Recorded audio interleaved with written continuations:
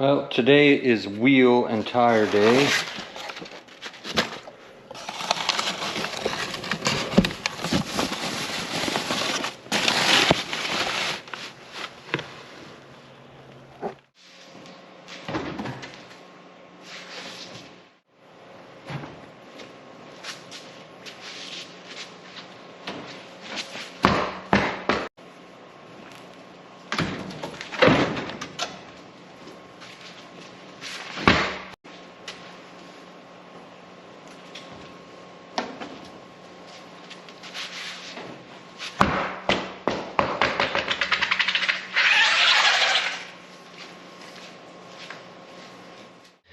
All right, so let's talk about these tires.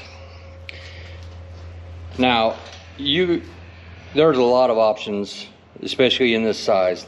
What I have here are the TRD Pro wheels from FN Wheel.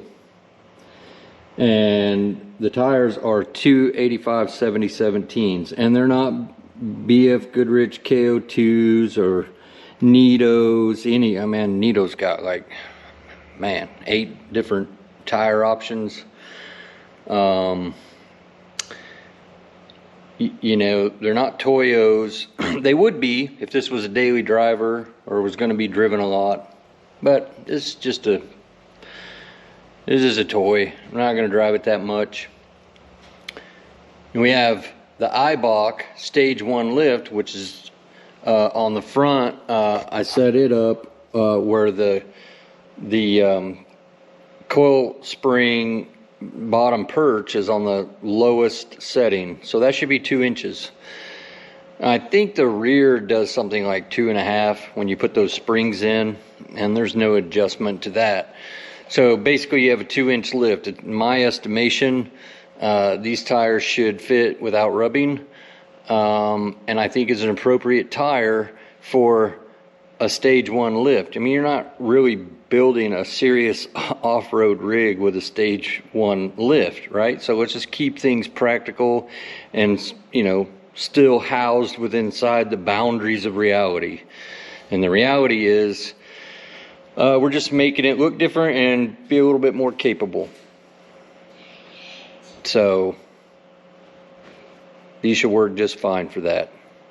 And it's not worth paying the $500 premium for KO2s or whatever if that's all you're using your vehicle for. So we're going to get these on here and see how they actually work out. All right, first things first, the center cap. Now these wheels come with matching gunmetal center caps, but I wanted something to offset it, so I had FN send me these black ones with chrome. You want to put the center cap on before you put the wheel on. Anytime you see a center cap that has the spring clip in here like this,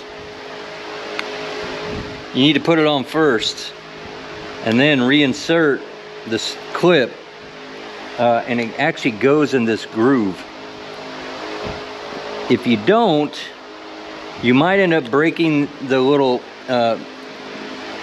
tabs trying to put it in, because it doesn't want to go in. So the first thing to do is put this in.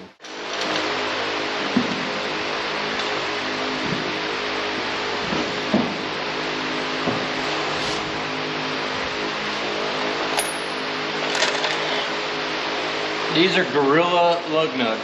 And the Gorilla lug nuts are splined, and they come with an adapter. You'll have to change your lug nuts.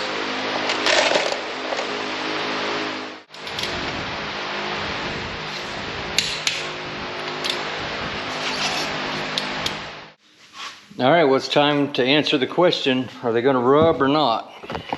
I mean, I don't think they will, but it is close.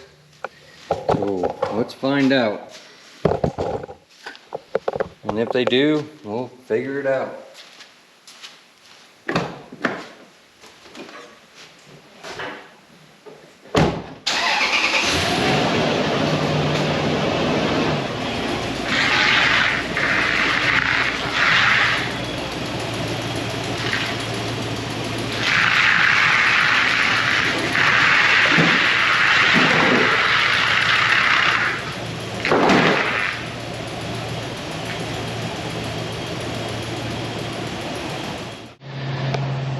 Well, they did rub whenever I was backing out.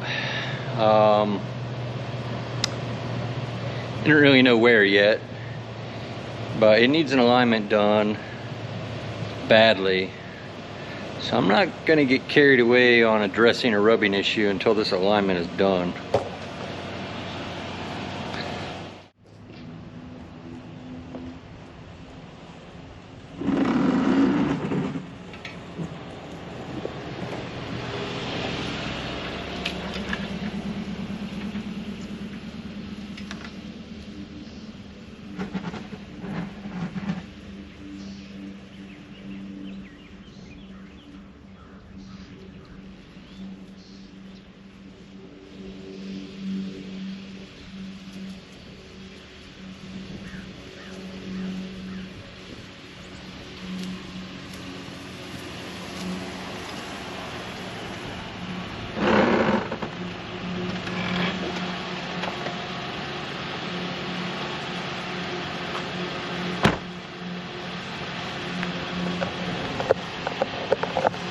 Alright, so that's where they're rubbing.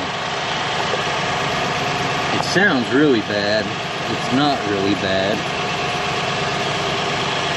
Oh, that cracked. But I think what we're going to do is we're going to just take that off. Alright, well, tire rubbing or not, we're going to take it for a spin and see if we lost any kind of get up and go. Man, it sure don't feel like it.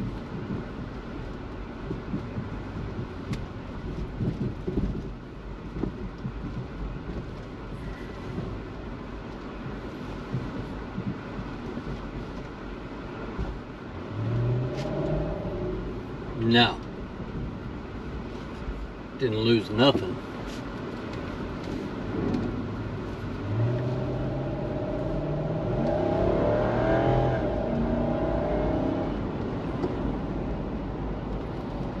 Still stops good, accelerates good.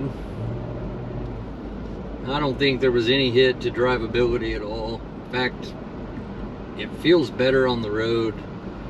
Feels more confident, just more attached to the road.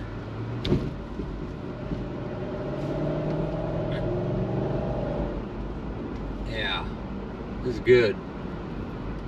It's a huge improvement.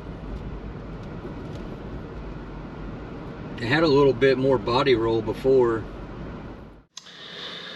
All right, so here's where our rubbing is, right here, and it's rather substantial. However, this is very flexy, so you know, it's not hurting anything. It's just really annoying. So my approach is going to be to heat it up with a heat gun and try to reshape this plastic. Now, I don't really know how this is going to go, but that's my plan.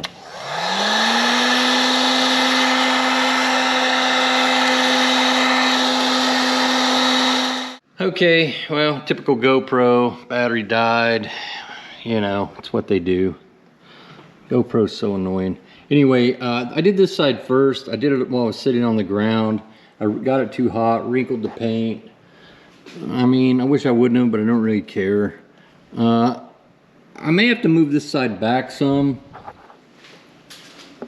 I kind of learned from that side, so this time I raised it up in the air. I stuck my heat gun back here and heated this pocket up, and then just pried this back with some, I would just wedge some stuff in here to push it back, and then I let it sit while it cooled. It's a little deformed, but we're gonna go see if it'll rub. And if it doesn't, we're just gonna keep doing more of the same. Obviously, you can take these off and put aftermarket like rock sliders on and your problem is solved. But I don't wanna do that. I don't have a problem with these. So anyway, that's it. That's the wheels. So I just want to say, in my experience with FN Wheel, I talked to Dustin, who's the owner, and he was a great guy. I mean, we just talked. We talked. I mean, we talked for over a half hour, just about politics. We talked about all kinds of stuff. He's a very social guy. And I had a question. The reason why I called was I had a question about, you know, they're hub centric. I wanted to know, like, is he putting shims, like, you know, the collars in there to take up the space, or are these truly hub centric wheels? And they are truly hub centric wheels. They're like 0.1 millimeter oversized just to make up for like rust and stuff that gets on your hub. I mean, you know, it's a circle, so like you're splitting that 0.1 between each side, which is nothing. So I don't know if anyone's getting hung up on that, you're not going to notice it. So anyway, I just can't say enough about the guy. He was great. Threw some extra like, I wanted something to offset it. These are gunmetal, matte gunmetal, and they came with the matte gunmetal caps, which are just plain. And I wanted something to kind of offset it. So he gave me black ones with their chrome logo, which is fine. And I like it a lot better. So I just want to mention that because I've been dealing with a lot of different companies, buying a lot of different things for this rig, and he was the only one that was like just like present, you know, like everyone else, they don't want to talk to you and they don't know anything when they do. Nobody cares, but he wasn't that way. And so anyway, FN wheels, it's what you want.